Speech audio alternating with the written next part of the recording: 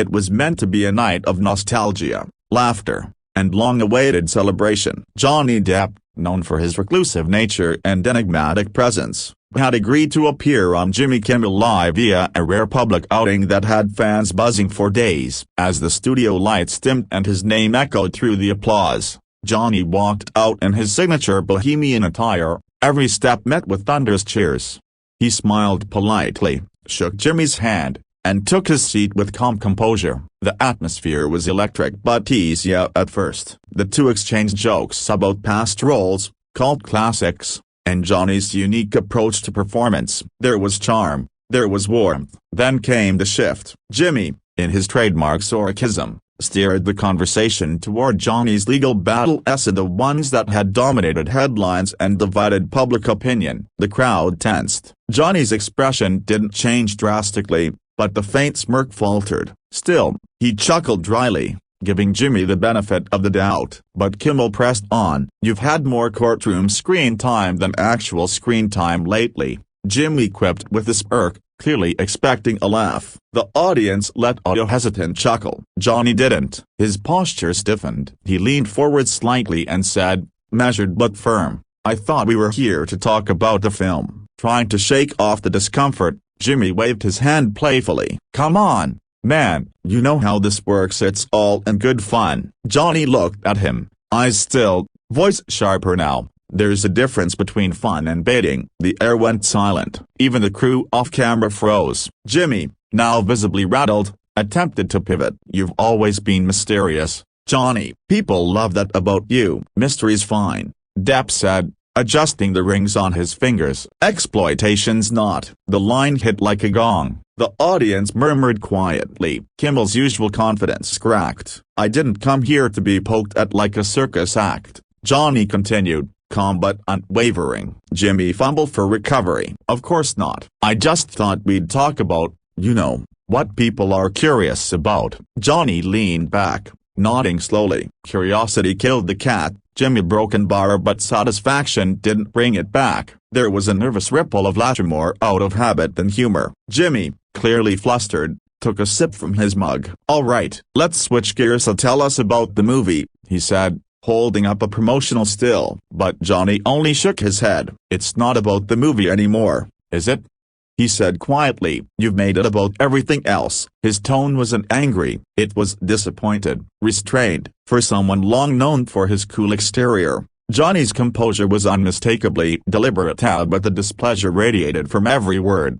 Jimmy tried one last deflection. "Let's not turn this into something dramatic." He chuckled nervously. "I don't need help with trauma," Johnny snapped. "I've lived enough of it without someone turning my story into a punchline." A gasp swept the room. Jimmy stammered, "You know how late night works. A broken bar. We laugh, we move on. I didn't come here to be ridiculed under the veil of humor." That was the last straw. A producer was suddenly seen speaking into an earpiece, clearly trying to assess whether to cut the feed. But Johnny didn't wait. He stood up slowly. "I think the break's permanent, mate," he said with a dry smile and walked off the stage without another word. The audience clapped, half in support, half in stunned confusion. Cameras cut abruptly to commercial. Backstage, chaos erupted. Producers scrambled. Social media didn't wait. Within minutes, grainy fan-shot clips went viral. Twitter exploded with hashtags. #Depp storms out,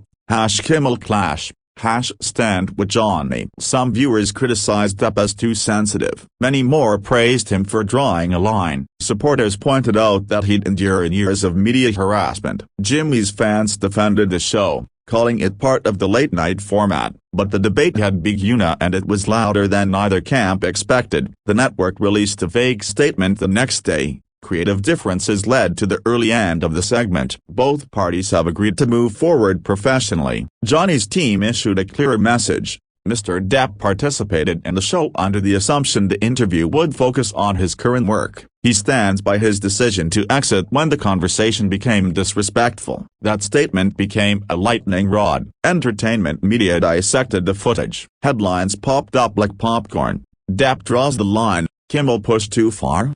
The end of late-night trolling. Analysts called it a turning point where the traditional rules of late-night television were being questioned. Was this still harmless entertainment, Or was it clickbait cruelty in disguise? The fallout was swift. Other celebrities quietly showed support. Instagram stories appeared with vague quotes about respect and privacy. A-list actors began renegotiating pre-interview topic agreements. Some hosts defended Jimmy, others privately admitted the old ways might not work anymore. In the days following, Jimmy looked visibly subdued. He never mentioned Johnny by name, but opened one show with the telling line, "Sometimes things don't go as planned. I wish him the best." It was a soft note, but for many, it rang hollow. Behind the scenes, show producers were reportedly reworking upcoming segments, issuing guidance on tone and boundaries. As for Johnny, he disappeared from the spotlight. He skipped several scheduled interviews, choosing instead to appear at intimate fan screenings and Q&A events for his film. At one such event,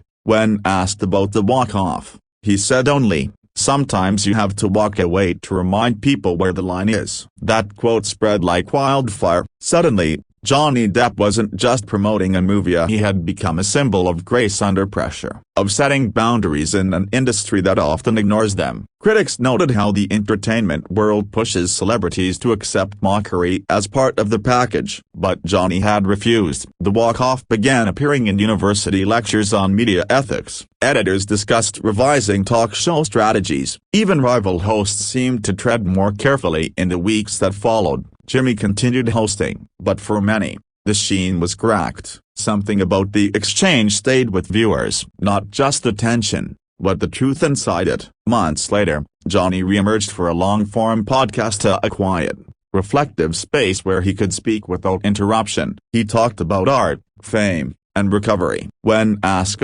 indirectly about the incident, he simply said, "Some invitations aren't worth accepting, especially when you're both the entertainment and the target." That line lingered. What was meant to be a promotional segment became something more, a moment of reckoning, a call for respect, a reminder that behind every headline, there's a persona, not a punchline. And sometimes, the most powerful thing you can do is walk away. The dust from the Johnny Depp and Jimmy Kimmel incident didn't settle quickly. It stirred conversations in places far beyond the talk show studio, echoing into Hollywood boardrooms, public relations strategy meetings, and even journalism schools. What began as an awkward late-night exchange had become a defining cultural flashpoint. In the weeks following, talk show producers across networks quietly began re-evaluating how they approached interviews. Internal memos circulated emphasizing empathy, boundaries, and the importance of trust between guest and host. One executive was overheard saying,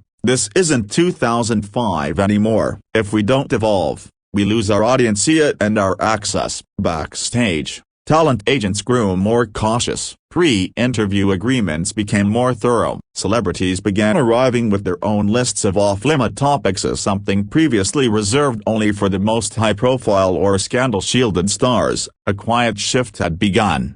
Guests were no longer just playing along, they were regaining control. Meanwhile, Johnny Depp stayed out of the noise. He skipped the usual press circuit. No morning talk shows, no red carpet sound bites. Instead, he appeared selectively, as speaking directly to fans in small gatherings, independent screenings, and online Q&A sessions. His indie film, initially expected to have a modest art house run, gained unexpected momentum. Viewers who had never planned to see it were now drawn in by curiosity, respect, and solidarity. One indie film critic wrote, "The movie is beautiful, raw, and reflective, a lot like the man who made it. Watching it feels different after the walk-off. You understand the kind of peace he's been chasing." Social media continued to pulse with reactions. TikTok edits showcased Johnny's calm defiance, set to powerful instrumental scores. Twitter trended with new hashtags, #RespectTheArtist, #DignityMatters,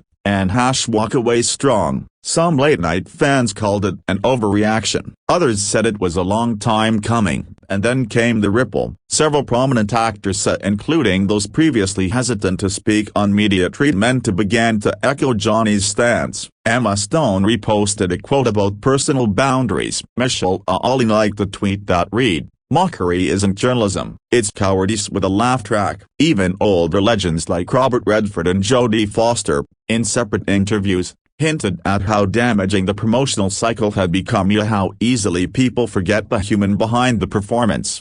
Kimmel's show, meanwhile, saw a slight dip in ratings, nothing catastrophic but noticeable. Critics began parsing through older clips of his interviews, re-examining jokes that hadn't aged well. Headlines questioned whether late-night hosts had grown too comfortable punching down. One op-ed went viral, "The joke's over. Why Johnny Depp's walk-off was a wake-up call for talk show culture." It read, in part, "Greater than what Johnny Depp did wasn't dramatic, it was deliberate. It was a reminder that these stars we prop up and tear down are still human. And maybe, just maybe, they're done laughing at their own pain." For a man once trapped in tabloid chaos, Johnny's silence spoke volumes. He wasn't shouting, he wasn't arguing, he had simply walked. And that walk became a blueprint. Talk show hosts like Stephen Colbert and Graham Norton began emphasizing tone and consent. One producer revealed that Norton's team now double-checked with guests before airing older clips or referencing past controversies. The industry was evolving. 6 months later, Johnny made a rare appearance on a podcast hosted by an old friend. No flashy lights, no audience, just two voices, quiet and candid. When asked about the Kimmel moment, Johnny paused, then said, "People think you need to yell to be heard, but sometimes, silence says everything." He smiled gently. "I wasn't angry, I was just done. There's a difference." That episode became one of the most streamed podcasts of the year. Journalists called it the masterclass in public reclamation. But more importantly, it was healing. For Johnny, for artists who felt objectified, for viewers who had grown numb to cruelty masked as comedy. In the time since, Johnny's presence in the public eye remained rare but intentional. He chose spaces that honored conversation, not confrontation. His film, once a quiet indie passion project, was now a symbol of artistic perseverance and dignity. And Jimmy, he carried on, still cracking jokes, still interviewing celebrities. But there was a noticeable shift. More pauses, less edge, as if somewhere,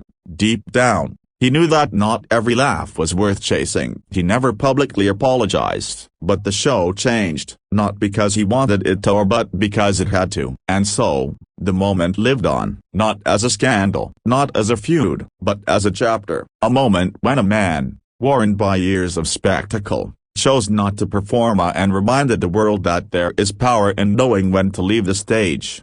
Sometimes, walking away isn't quitting, it's reclaiming your voice.